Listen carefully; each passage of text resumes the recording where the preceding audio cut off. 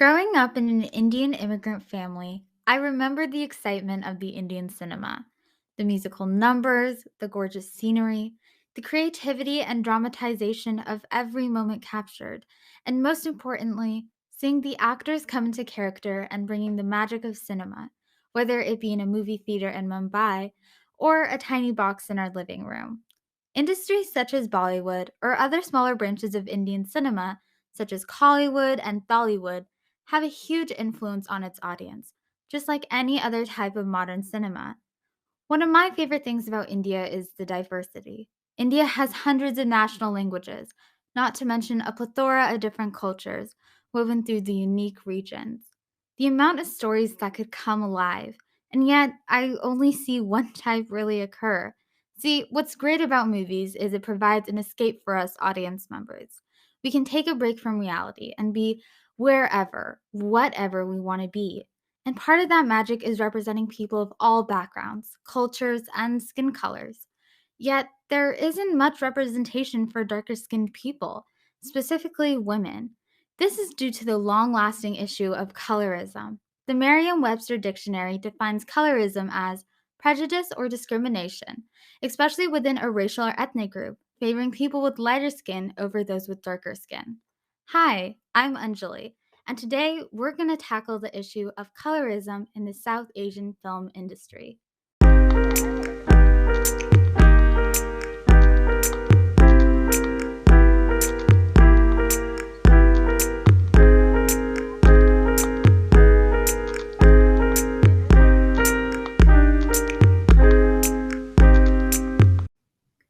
To understand colorism in South Asian media, we need to understand the history of colorism in South Asia.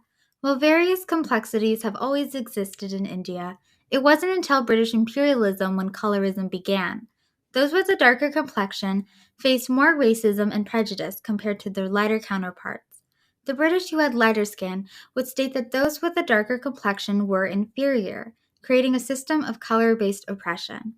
Lighter skinned Indians were treated much better and had an increased chance of getting jobs and making political alliances. Even after India gained independence from the British, colorism still remained in the aftermath. So growing up, I feel like I didn't see a lot of variety in skin colors or skin tones in Hollywood, but also not really in Bollywood or in Tamil cinemas. And so it kind of skews, what you kind of perceive as normal growing up, or like what you kind of think is beautiful. And so I don't know, it's interesting to see more variety now, but I just wish we had that earlier, I guess.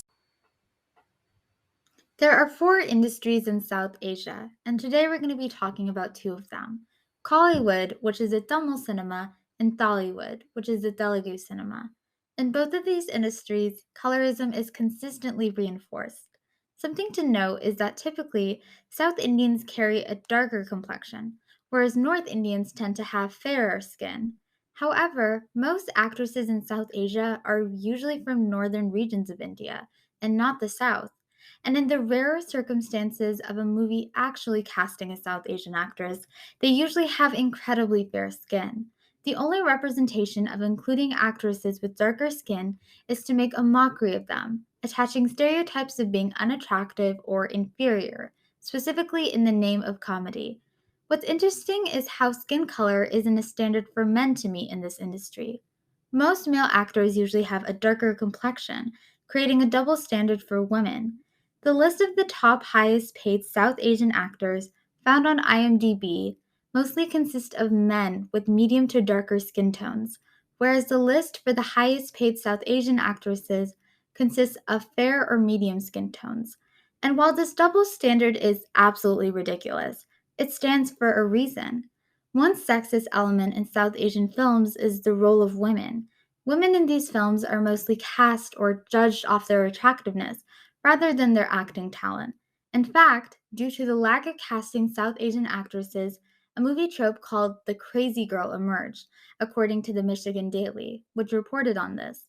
When North Indian actresses were cast, most of them wouldn't be able to fluently speak South Indian languages, such as Tamil or Telugu, which would result in the movie being dubbed.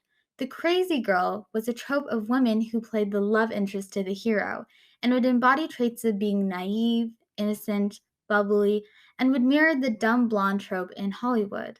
When dubbing the movie, the lines and the movement of the actresses wouldn't line up properly, leading to these actresses relying on over exaggerated expressions, furthering this character. However, this trope was able to exist due to the element of the beauty the crazy girl had.